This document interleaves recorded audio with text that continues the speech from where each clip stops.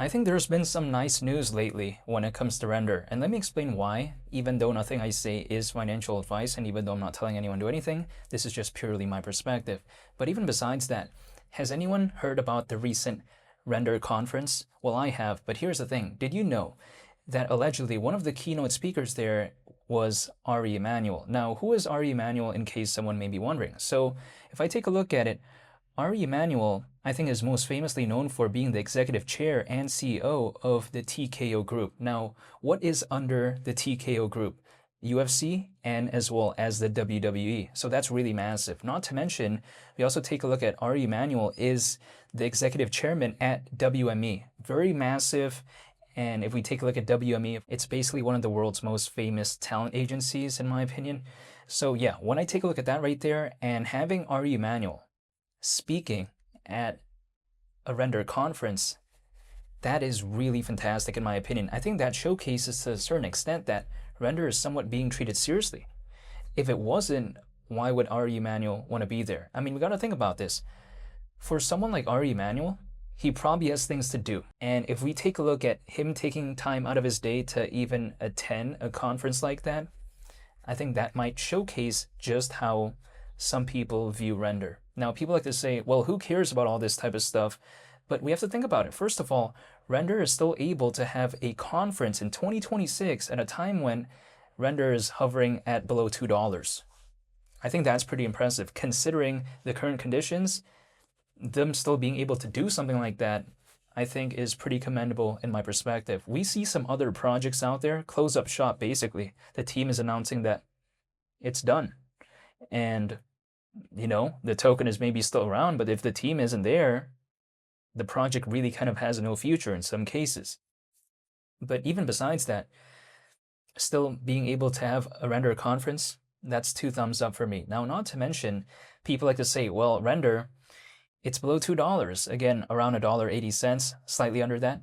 The thing is this, if I take a look at that right there, it's actually around 5 times lower than where it was back in December of 2024, which it almost reached $10. Now, people like to say, well, isn't that a bad thing? Now, if I think about it in kind of my perspective, I don't necessarily view it as such a negative thing for me, because if render could go back to that point, I'm already going to Sizzler. I mean, again, we're on 5 times lower than that. Now, the thing is, do I have to believe in render? The answer is no. I'm voluntarily choosing to do so.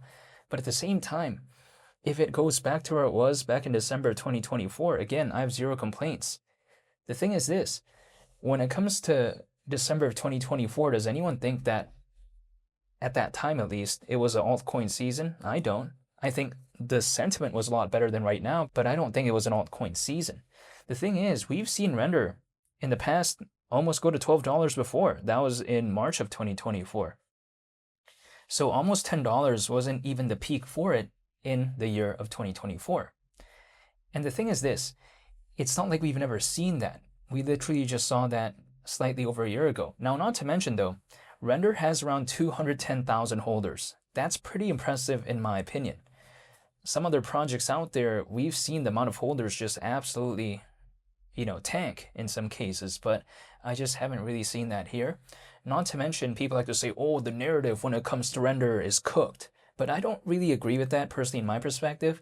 And the reason why is because if I want to explain render in, I think, the most simple way I can, it's basically a project that's focused on providing GPU compute services for sectors such as 3D rendering, AI, and as well as machine learning. Now, people like to say, well, who cares about 3D rendering?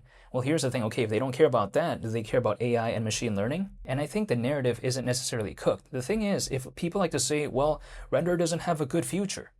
Well, again, I can't control anyone, but you want to know something else that's focused on machine learning and as well as AI, primarily speaking, that's BitTensor.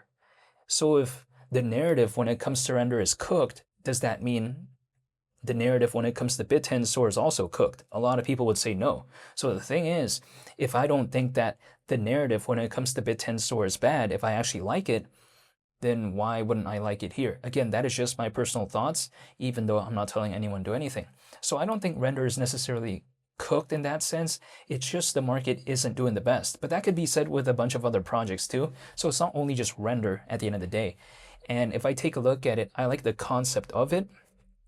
And what happens if the narrative when it comes to AI maybe comes back in again? You know, render, BitTensor, it's right there waiting. Could it have a change in sentiment where the sentiment comes back? I mean, we'll wait and see, but I'm just saying, render is literally waiting right there. And keep in mind, when it comes to render, let's not forget, it does have an aspect of Solana. Now, when I first believed in render, it had an aspect of Ethereum, and then we saw it move to Solana. We've seen that before, in case someone may be wondering, but yeah, besides that point, when it comes to render, again, now having an aspect of Solana, the thing is this. We've seen a narrative before in the past when it comes to memes on Solana, but we haven't really seen that for projects that are really focused on the utility side of things, but then have an aspect of Solana. We haven't really seen that to a major extent, hypothetically, as of right now. So the thing is, what happens if, let's say, there's two random hypothetical situations. The first one being, let's say the narrative when it comes to AI comes back in again. Render is waiting right there. Now, if let's say coincidentally, the narrative when it comes to utility-driven projects that have an aspect of Solana, if that also randomly enters, that's kind of like, you know, game, set, match at that point. And I don't mean it in a bad way. I mean it in actually a pretty fantastic way, if that is maybe the case. Because if that narrative when it comes to Solana forms, and also if the narrative when it comes to AI comes back in again when it comes to this space, arguably render is waiting right there. But this is all a pure hypothetical. Who knows what's going to exactly happen? But I'm just saying that's just a hypothetical scenario that I'm thinking about. Also, not to mention, if I take a look at, let's say, a project like render, people like to say, well, it kind of hasn't been doing the best. Well, arguably, I would say the fundamentals as of right now are far better than before.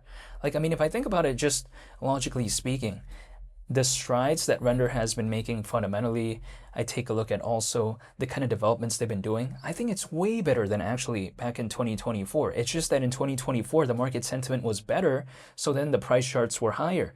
But it doesn't necessarily kind of indicate that the project was better back then fundamentally. I actually think it's better right now. So the thing is, I actually think that render fundamentally is better right now, yet it's below $2. Personally, what I'm doing is I'm dollar cost averaging only once a month. I don't want to do any more than that. I don't want to do any less than that either, but I don't have to, right? Again, this is purely my perspective.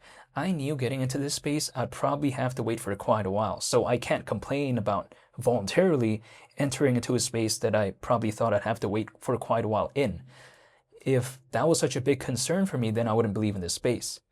Not to mention, people like to say, well, take a look at AI stocks. They've been doing absolutely fantastic in some cases. Why has this space been kind of lagging behind? However, at times, it could take quite a while for that hypothetical capital rotation. And also the sentiment when it comes to this space hasn't been doing the best.